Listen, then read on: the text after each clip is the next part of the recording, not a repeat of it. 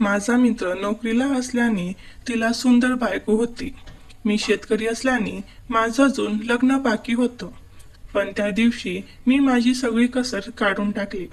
माझा मित्र झोपला तेव्हा मी बहिणीचा हात माझ्या हातात घेऊन दोघं हळूहळू माझ्या खोलीकडे निघालो. माझ्या खोलीत एसी सुरू होता, पण आमच्या मनात मात्र भावना कोणत्याही थंड हव्याने थांबत नव्हत्या. मी हळूहळू त्यांना, नमस्कार मित्रांनो, आज मी तुमच्यासोबत शेअर करतोय माझ्या आयुष्यातील एक असा अनुभव. माझं नाव रमेश आहे. माझा मित्र आणि मी एकत्र शाळेत शिकत होतो आणि आम्ही पुण्याला नोकरीला लागलो. पण कोरोना काळात वडिलांच्या निधनामुळे घराची पूर्ण जबाबदारी माझ्यावर आल्याने मला ती नोकरी सोडावी लागली आणि गावी परत यावे लागले. पण माझे मित्र नोकरीला असल्याने एका चांगल्या शिकलेल्या आणि सुरक्षित कुटुंबातल्या मुलीशी लग्न झालं. तिचं नाव होतं अंजली. ती दिसायला देखणी, स्वजय स्वभावाची आणि संस्कारी होती.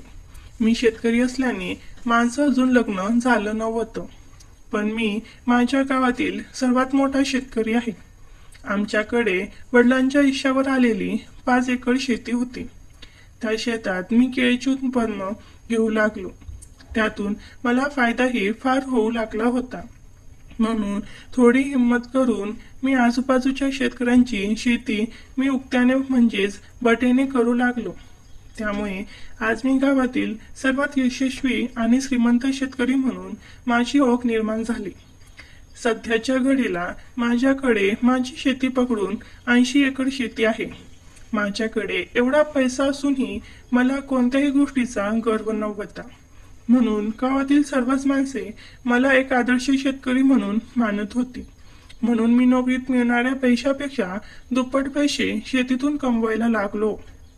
आज मी माझ्या पायावर उभे राहून माझ्या सगळ्या जबाबदाऱ्या पार पाडत होतो. काही दिवसांनी मला फोन आला.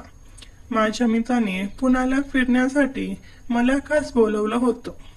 माझ्या घरातली जबाबदारी आणि आर्थिक अडचणीमुळे मी पुण्यात जाऊ शकलो नव्हतो. पण मीच त्यांना मला भेटण्यासाठी गावी बोलवलो. म्हणून तो आज संध्याकाळी पुण्यावरून माझ्या घरी त्यांच्या स्वतःच्या गाडीने येणार होता. त्याचे नाव सुनील होते. त्यामुळे मी आज संध्याकाळी शेताकडे चक्क टाकली नव्हती, कारण सुनीलची वाट पाहत मी घराच्या वरांड्यात खुर्ची टाकून बसलो होतो. बरोबर 5:45 वाजता सुनीलची गाडी माझ्या घरासमोर आली. सुनीलला गाडीतून उतरताना पाहून मी धावतच त्याच्या जवळ गेलो आणि त्याला मिठी मारली. सुनीललाही मला पाहून खूप आनंद झाला होता, कारण आम्ही बऱ्याच दिवसानंतर एकमेकांना भेटत होतो. आम्ही फोनवर नेहमी बोलत असलो तरी समोरासमोर भेटण्याचा हा पहिलाच प्रसंग होता. थोड्याच वेळात माझे लक्ष अचानक सुनीलच्या गाडीकडे गेले. त्यातून एक सुंदर बाई बाहेर येताना दिसली. माझे डोळे त्या बाईकडेच एकवटले. मग सुनील मला म्हणाला, रम्या, ही माझी बायको आणि तुझी वहिनी अंजली आहे. मी मनात म्हणालो, फारच सुंदर बायको मिळाली रे सुनील तुला. कास माझं पण नशीब तुझ्यासारखं असता. आमच्या सुनील भाऊचं नशीब खरंच भारी आहे. इतकी सुंदर आणि शरीराने भरदार वहिनी मिळाली की पहिल्यांदाच पाहिलं तेव्हा अक्षरशः श्वास रोखला गेला. ती गोरीपान त्वचा, जणू दुधात मिसळलेलं केसर आणि ती साडीमध्ये दिसणारी, ओहो, थेट स्वप्नात यावी अशी. तिचं चालणं म्हणजे जणू अंगणात वाऱ्यांशी लहरणारी अपोली. तीव्र वळण आणि चालताना हलणारा तिचा पाठीमागचा तो स्वचल आकृती, जणू नजर तिथून हटतच नव्हती. आणि जेव्हा ती केस मागे करत हलकसं हसते, आहा, स्वतःची धडधडच वाढते. मी एकटक वहिनीकडे पाहतच राहिलो. वहिनीने मला हाय बोलल्या तेव्हा माझे लक्ष बाजूला झाले. मी पण त्यांना हाय करत घरात बोलावलो आणि त्याची ओळखी आईशी करून दिली. त्यानंतर अंजली वहिनीला फ्रेश होण्यासाठी बाथरूमला जायचे होते, म्हणून मी त्यांना बाथरूम दाखवण्यासाठी त्यांच्या सोबत गेलो. त्यानंतर मी सुनील जवळ येऊन बसलो आणि आमच्या शेतीसंबंधी चर्चा रंगल्या. त्याचवेळी अंजली वहिनी बाथरूम मधून फ्रेश होऊन लाल साडी घालून आमच्या सोबत येऊन बसल्या. त्या त्या लाल साडीमध्ये इतक्या सुंदर दिसत होत्या की त्यांना पाहून माझ्या मनात आले की आजताच त्यांच्या ओठांवर ओठ ठेकवावे. माझी नजर अंजलीकडेच होती, पण कान सुनीलच्या बोलण्याकडे होते. उद्या सकाळी मी त्यांना माझ्या शेतावर नेणार होतो. आता आमच्या गप्पा गोष्टीमध्ये संध्याकाळ संपून रात्रीचे 8 वाजले होते. आमच्या जेवणाची वेळ झाली होती, कारण आईची तब्येत बरी नसल्याने आम्ही संध्याकाळी लवकर जेवण करत होतो. सुनीललाही गाडी चालवून थकवा आला होता, म्हणून लवकर जेवण करून तो झोपणार होता. आम्ही तिघे जण जेवणाला बसलो. आई आपल्या खोलीत जेवणार होती. आज जेवणात चिकन फ्राय आणि बिर्याणी होती, जी आमच्या इथे स्वयंपाक करणाऱ्या मावशीने बनवली होती.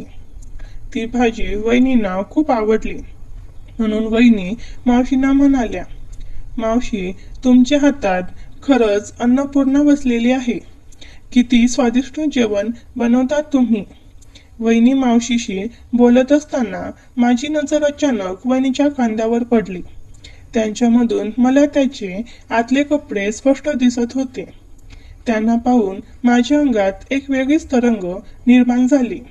माझी नजर वारंवार वहिनीकडेच आकर्षित होत होती. जेवण झाल्यावर काही वेळ मी सुनील आणि माझ्या घरासमोर मोकळ्या जागेत फिरत शाळेच्या आठवणींवर गप्पा मारू लागलो. अर्धा तासानंतर सुनील आणि अंजली वहिनींना झोप येऊ लागली. मी त्यांना झोपण्याच्या खोलीत दाखवली. ते दोघे त्या खोलीत जाऊन झोपले आणि मी माझ्या खोलीत येऊन झोपलो. पण अंजली वहिनी दिसल्यापासून मला झोप लागत नव्हती.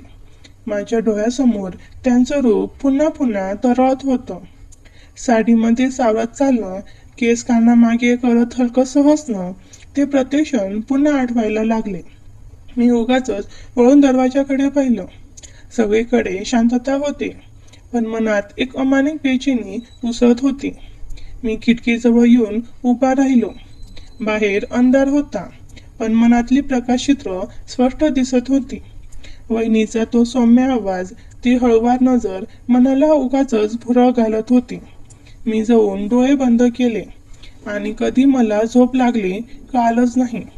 सकाळी माझे डोळे लवकरच उघडले. ज्यावेळी मी उठून बाहेर आलो, तेव्हा बाल्कनीत कुणीतरी चटई टाकून योगा करताना दिसले. लांबून ती स्त्री वाटत होती. जेव्हा मी जवळ गेलो तेव्हा त्या अंजली वहिनी होत्या. योगा कॉस्ट्यूममध्ये त्या फारच सुंदर दिसत होत्या. मी डायनिंग टेबल शेजारी खुर्चीवर बसून लांबूनच त्यांच्याकडे पाहू लागलो. त्यांचा पाठीचा भाग माझ्याकडे होता. काही वेळ मी माझे लक्ष मोबाईलकडे वळवले. 15-20 मिनिटांनंतर वहिनींचा योगा झाला. जेव्हा त्या उभ्या राहून खाली वाकल्या आणि त्यांच्या हाताची बोटे पायाच्या बोटांना स्पर्श करू लागली, तेव्हा माझे लक्ष त्यांच्या त्या ठिकाणी गेले. माझ्या आयुष्यात असे दृश्य मी पहिल्यांदाच पाहिले होते. माझे डोके चक्रावून गेले. वारंवार माझे लक्ष तिथेच जात होते. अचानक अंजली वहिनींचे लक्ष माझ्याकडे गेले. त्या सरळ उभ्या राहिल्या. आपला ड्रेस व्यवस्थित करून माझ्या जवळ येऊन बसल्या आणि म्हणाल्या, भाईसाहेब, तुम्ही घर छान बनवलं आहे. इथे आजूबाजूला सगळं मोकळं असल्यामुळे किती ताजी हवा मिळते तुम्हाला. नाहीतर आमच्या इथे इतक्या मोठ्या मोठ्या इमारती असल्यामुळे आम्हाला अशी हवा मिळत नाही. म्हणून तुम्हीही खूप फिट दिसता. योगा ड्रेस वहिनीच्या शरीरातला इतका फिट होता की माझे लक्ष वारंवार त्या ठिकाणी जात होते. मला त्यांच्याकडून पाहून लाज वाटत होती, म्हणून मी थोडा तिरकस बसून त्यांच्याशी बोलू लागलो. वहिनी मला म्हणाल्या, काय झालं भाईसाहेब, तुम्ही असं का दुसरीकडे तोंड करून का बसलात? मी तुम्हाला चांगली वाटत नाही का? मी म्हणालो, अशी काही गोष्ट नाही भाभी. तुम्ही तर दिसायला खूप सुंदर आहात, पण तुम्ही जो ड्रेस घातला आहे ना, तो ड्रेस आमच्या इथल्या बायका घालत नाहीत. म्हणून तुमच्याकडे पाहिल्यावर मला काहीतरी वेगळं वाटतं, म्हणून दुसरीकडे तोंड करून बसलो. वहिनी म्हणाल्या, ठीक आहे, मग मी आता माझं बदलून येते, मगच तुम्ही माझ्याशी बोलाल. एवढे बोलून वहिनी त्यांच्या खोलीत गेल्या आणि मी तिथेच बसून मोबाईल पाहू लागलो. काही वेळाने वहिनी ड्रेस बदलून साडी घालून माझ्या जवळ येऊन बसल्या. यावेळी त्यांच्या हातात मोबाईल होता. त्या माझ्याशी न बोलता त्या मोबाईलमध्येच गुंग होत्या. मीही तसाच एकटाच खुर्चीत बसलो होतो, पण नजर मात्र नकळत त्यांच्याकडे वळली होती. त्या आरामात बसल्या होत्या, पण साडीचा पदर थोडासा बाजूला झाला होता. झंबरच्या हुककडे त्यांनी लक्ष दिलं नव्हतं आणि तो खुला राहिलेला होता. तेव्हा माझी नजर सहजपणे त्याच्या आतल्या भागाकडे गेली आणि क्षणभर माझा श्वास थांबला. कुठलीच पट्टी, कुठलंच आवरण दिसत नव्हतं. त्वचेचा तो नितळ गोरा भाग, तो देखावा मनाला हलवून गेला. काहीतरी होत होतं मला. छातीत धडधड वाढली आणि श्वास गडबडायला लागला. अचानक त्या स्वतःहून म्हणाल्या, "भाईसाहेब, तुम्ही सोशल मीडियावर ॲक्टिव्ह आहात का? म्हणजे तुमचे फेसबुक, इंस्टाग्राम वगैरे काही अकाउंट आहे का?" मी म्हणालो, "भाभी, मला या सगळ्या गोष्टी पाहायला वेळच मिळत नाही. मी माझ्या शेतीत मस्त असतो, पण हे सगळं काय असतं मला अजूनही माहीत नाही." वहिनी माझ्या जवळ सरकून बसल्या. त्यांनी दोन्ही हातात मोबाईल धरले होते. मी एका हातात माझा मोबाईल पकडून त्यांच्याकडे सरकून त्यांच्या मोबाईलकडे पाहू लागलो. वहिनी हळूहळू मला फेसबुकबद्दल माहिती सांगू लागल्या आणि त्यानंतर इंस्टाग्रामबद्दल सांगितले. त्याचवेळी माझ्या हाताची कोपर त्यांच्या एका ठिकाणी स्पर्श झाली. ते मी तुम्हाला शब्दात सांगू शकत नाही. ते कापसासारखे सॉफ्ट आणि नाजूक होते. जेव्हा माझ्या कोपऱ्याला त्याचा स्पर्श झाला, तेव्हा माझ्या मनात वहिनीबद्दल एक वेगळीच भावना निर्माण होऊ लागली. मला वाटले, या वहिनीमध्ये काहीतरी जादू आहे. थोड्या वेळाने तिथे सुनीलही उठून आला आणि म्हणाला, "रमेश, फारच छान वाटलं यार या ठिकाणी येऊन. बऱ्याच दिवसानंतर अशी झोप लागली होती." वहिनी म्हणाल्या, "तुम्ही दोघी मित्र आता गप्पा मारा. मी फ्रेश होऊन येते." मी स्वयंपाक करणाऱ्या सुनंदा मावशींना आवाज देऊन आम्हा दोघांसाठी चहा बनवायला सांगितला. मावशीने चहा इतका छान बनवला होता की आम्ही दोघे मित्र चहा घेतच होतो. तेवढ्यात शेतावर काम करणाऱ्या माणसांची गर्दी घरासमोर जमली. मी चहाचा कप हातात घेऊन त्या माणसांसमोर येऊन उभा राहिलो आणि त्यांना कामे वाटून ज्या या शेतात पाठवायचे होते ते रवाना केले. हे सगळं वर बसून सुनील पाहत होता आणि मला म्हणाला, "अरे रमेश, तू या कामासाठी एक माणूस का नेमला नाहीस? म्हणजे तुला पुढचं काम सोपं होईल." मी म्हणालो, "या कामासाठी मी कुणावर विश्वास ठेवू शकत नाही.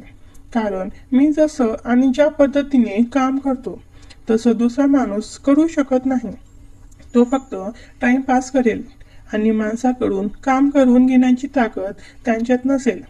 तो फक्त इथे उभा राहून फुकटचे पैसे घेईल." मी सुनीलशी बोलत असताना वहिनी तयार होऊन आमच्याजवळ येऊन बसल्या. यावेळी त्यांनी पंजाबी ड्रेस घातला होता. त्या इतक्या सुंदर दिसत होत्या की मी ते तुम्हाला शब्दात सांगू शकत नाही. वहिनींनी पुन्हा मोबाईल घेऊन त्यात गुम झाल्या. आता सकाळचे 8 वाजले होते. आम्हालाही शेतात जायची वेळ झाली होती, कारण आज मी सुनील आणि वहिनींना शेतात नेणार होतो. मी फटाफट तयार होण्याचे नियोजन केले आणि सुनीलला सांगून बाथरूमच्या दिशेने निघालो. जेव्हा मी आंघोळीसाठी बाथरूममध्ये गेलो, तेव्हा समोरचे दृश्य पाहून माझे डोके चक्रावून गेले. माझ्या आयुष्यात मी असे कपडे कधीच पाहिले नव्हते. ते कपडे नावावर वहिनीने टांगून ठेवले होते. ते म्हणजे वहिनीतले आतले कपडे, ज्यावर 3D प्रिंट होती. जेव्हा मी त्यांना हात लावला तेव्हा ते इतके सॉफ्ट आणि नरम लागले की असे कपडे घालण्यासाठी असू शकतात याची मला तेव्हाच कल्पना आली. मी त्या कपड्यांना बाजूला सरकवून आंघोळीकडे लक्ष केंद्रित केले आणि फटाफट आंघोळ करून तयार होण्यासाठी बाहेर आलो. त्याचवेळी मी सुनीललाही आंघोळीसाठी आवाज दिला. सुनील लवकर आंघोळ करून तयार झाला. मी सुनंदा मावशींना आम्हा तिघांसाठी नाश्ता बनवण्यास सांगितला. आम्ही तिघांनी नाश्ता केला आणि शेताकडे निघालो. घरापासून शेताचे अंतर 20 मिनिटाचे होते. म्हणून हळूहळू मी सुनीलच्या गाडीत शेताकडे जाऊ लागलो. जेव्हा मी शेताजवळ पोहोचलो तेव्हा शेतातल्या कच्च्या रस्त्यावरच गाडी पार्क केली, कारण रात्री शेतात पाणी भरलेले होते, त्यामुळे तिथे बराच चिखल झाला होता. अशा वेळी गाडी आत नेली असती तर ती फसली असती, म्हणून आम्ही तिघे शेतात पायी जाऊ लागलो. शेतात चिखल जास्त असल्याने आमच्या तिघांचेही पाय खूप पसरत होते. पण माझ्या शेतातील उत्पन्न आणि उभे पीक पाहून सुनीलला आश्चर्य वाटले. त्याने मला ड्रॅगन फ्रूट लागवडीबद्दल जी माहिती सांगितली होती त्याबद्दलचा त्याचा विचार आता बदलला. तो म्हणाला, रमेश, तुझ्या पद्धतीने शेती करतोस तीच पद्धत मला सुद्धा वापरावी लागेल, म्हणजे माझे उत्पादनही तुझ्यासारखे वाढ होईल. माझी एकूण 25 लाखाची बाग असूनही उभी होती. वर्षाला मी 25-25 करून 2 वेळा बाग काढायचो आणि ती उत्पन्न सुनीलच्या उत्पन्नापेक्षा दुप्पट होते. आम्ही गप्पा मारत असताना वहिनीचा पाय शेताच्या बांधावरून सरकला. मी त्यांना पकडण्यासाठी त्यांच्याकडे सरकलो. माझा एक हात त्यांच्या एका ठिकाणी स्पर्श झाला, ते मी तुम्हाला शब्दात सांगू शकत नाही. दुसरा हात माझ्या हातात होता. वहिनींना कदाचित कळले नव्हते की माझ्या हाताचा स्पर्श त्यांच्या कोणत्या ठिकाणी झाला. त्या माझ्या कानात हळूच म्हणाल्या, भाईसाहेब, तुमच्या हातांची मजबूती पाहून मला काहीतरी होऊ लागला आहे. इतका मजबूत हात मी आयुष्यात कधी पाहिला नाही. तुमच्या हातात काय ठणकपणा आहे. असं वाटतंय की पुन्हा पुन्हा तुमच्या हातांना स्पर्श करत राहावा. सुनीलचे माझ्याकडे लक्ष होते आणि अंजली वहिनी माझ्या हातावर फिदा झाल्या होत्या. शेताचे काम करून माझे हातही मजबूत झाले होते, पण माझा हात ज्या ठिकाणी वहिनींना स्पर्श झाला तो भाग फार सॉफ्ट आणि मुलायम होता. आता माझे लक्ष वारंवार तिथे जात होते.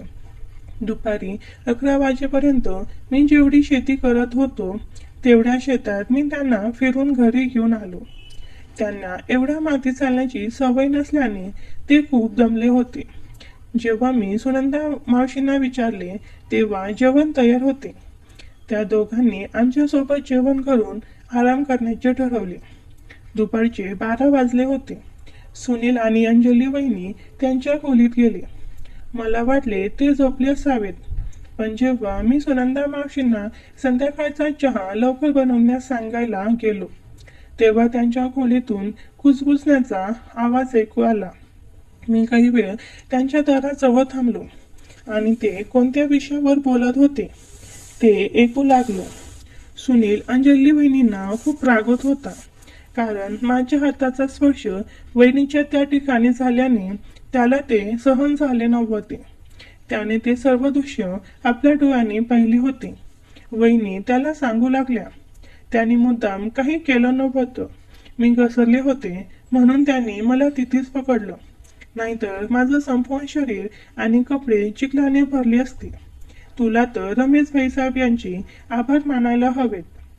सुनील म्हणाला, ते सगळं मी मानतो की रमेशने तुला घसरण्यापासून वाचवलं, पण त्याच्या हाताची तारीफ करण्याची तुला काय गरज होती का? माझ्या हातांवर तुला विश्वास नाही का? वहिनी म्हणाल्या, सुनील, तू चुकीचा समज करून घेत आहेस. आपण इथे एक दिवस आलोय आणि तुझ्या मनात माझ्याबद्दल वाईट भावना निर्माण झाली आहे, म्हणून तू माझ्याशी जास्त बोलू नको आणि आता झोप. एवढे बोलून दोघांचा आवाज शांत झाला. त्यांच्या खोलीतून आता एक शब्दही ऐकू येत नव्हता. मी किचनमध्ये जाऊन सुनंदा मावशींना चहाबद्दल सांगून परत बाल्कनीत बसून कामवाल्यांना फोन लावून कामाची विचारपूस करू लागलो. तेवढ्यात अंजली वहिनी त्यांच्या खोलीतून बाहेर येऊन किचनमध्ये गेल्या.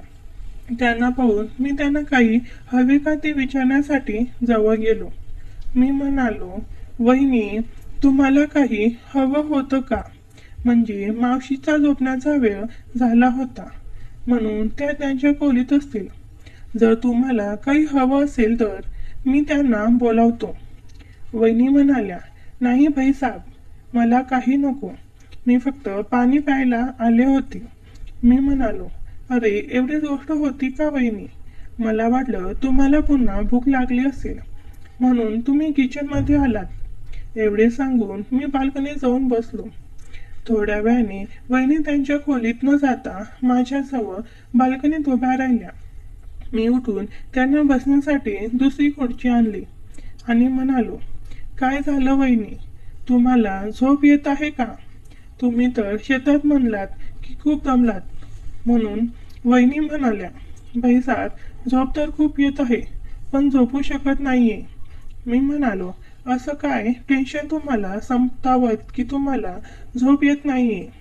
वहिनी म्हणाल्या, भाईसाहेब माणूस जर कुणाशी प्रेमाने बोललं तर एकमेकांबद्दल त्याची भावना चांगली राहते.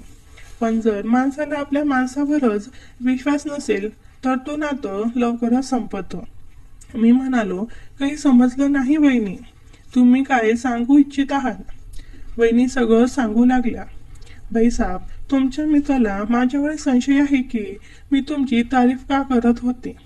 त्याला असं वाटलं होतं की आपल्या दोघांमध्ये काहीतरी चाललं आहे. पण जे खरं होतं तेच मी त्यांना सांगितलं. खरंच मी आजपर्यंत तुमच्यासारख्या कोणाच्या माणसाचे पाहिले नाहीत. मी म्हणालो, वहिनी, माझ्या हातांमध्ये तुम्हाला असा काय जादू दिसला की तुम्हाला माझे हात इतके आवडू लागले? वहिनी म्हणाल्या, एक गोष्ट सांगू भाईसाहेब, तुमच्या हाताचा स्पर्श माझ्या शरीराला झाला तेव्हा मला काहीतरी वेगळी भावना जाणवली, जी मला सुनीलच्या स्पर्शात आजपर्यंत कधी जाणवली नाही. मी माझे दोन्ही हात डोळ्यांसमोर आणून पाहू लागलो. तेवढ्यात वहिनीने त्यांचे हात माझ्या हातांवर ठेवले आणि डोळे घट्ट बंद केले. त्यांच्या हाताचा स्पर्श माझ्या हातांना झाल्याने माझ्या अंतर्मनात एक वेगळीच तरंग निर्माण होऊ लागली. मी एक नजर वहिनीकडे टाकली. त्यांनी अजूनही डोळे बंदच ठेवले होते. जेव्हा त्यांनी डोळे उघडले तेव्हा आमची नजरानजर झाली.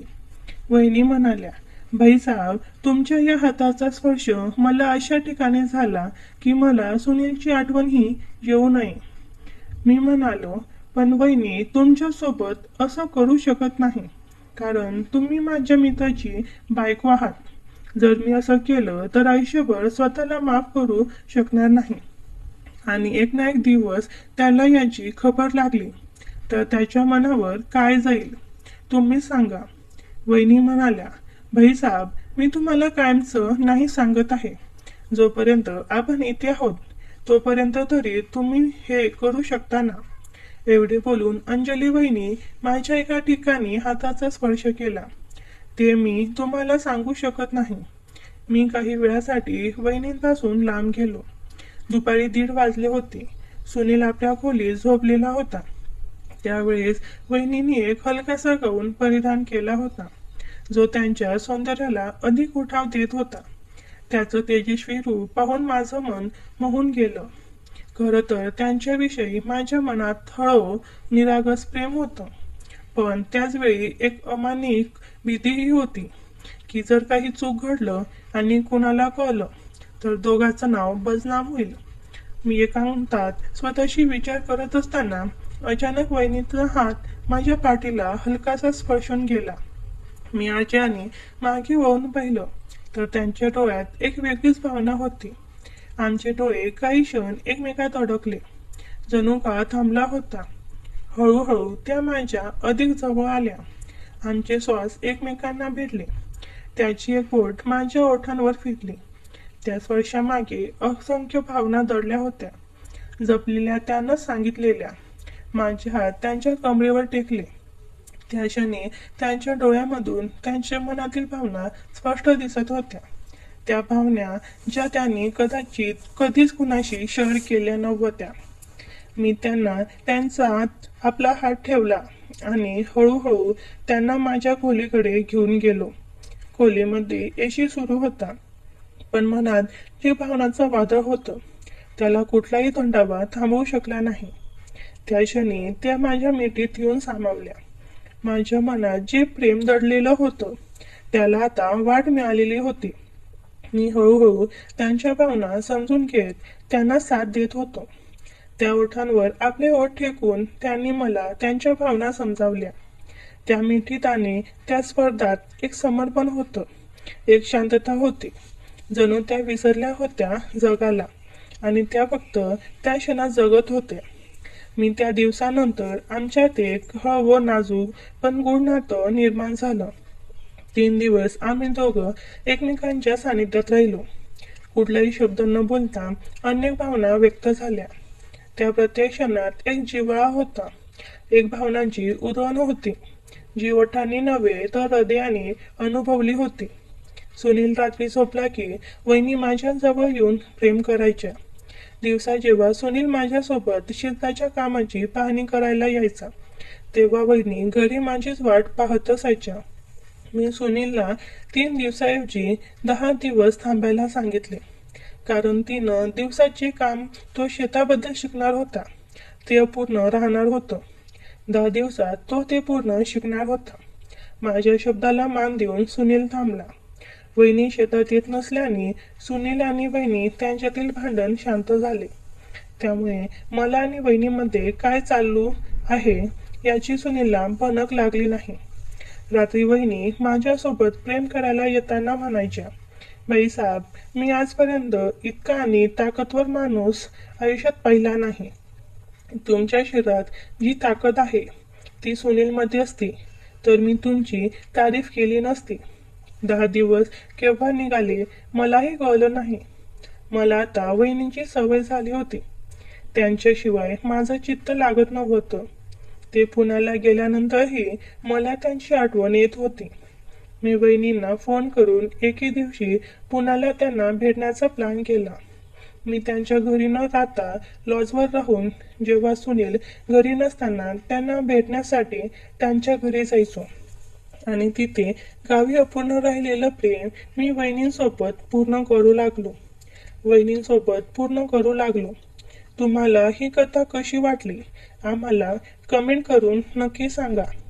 कथा आवडली असेल तर चॅनलला सबस्क्राईब करा आणि व्हिडिओला एक लाईक नक्की करा. व्हिडिओ शेवटपर्यंत बघितल्याबद्दल तुमचे खूप खूप आभार. धन्यवाद.